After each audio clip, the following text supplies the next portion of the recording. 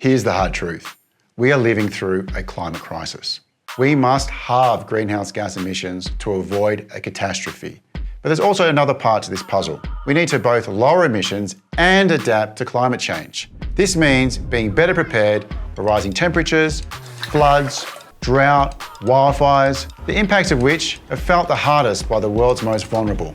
The second part, adaptation, doesn't always get the attention it deserves. But it is our key to becoming resilient.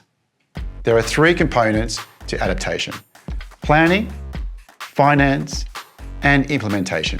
On planning, there is progress.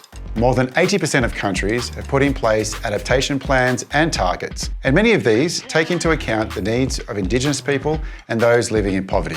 On finance, well, we need to do a lot more.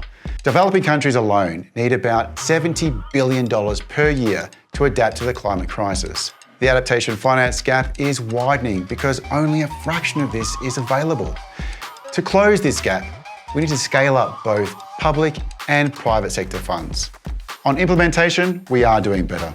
We have been implementing more solutions to help us adapt. These include nature-based solutions that draw on the natural world to build climate defences.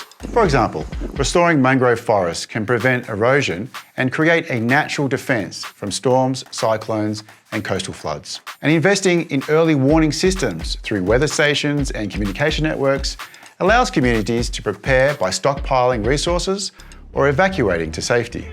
There's a lot we can do to adapt to the effects of the climate crisis. This is a race to build resilience. It's a race we can win, but only if we start now.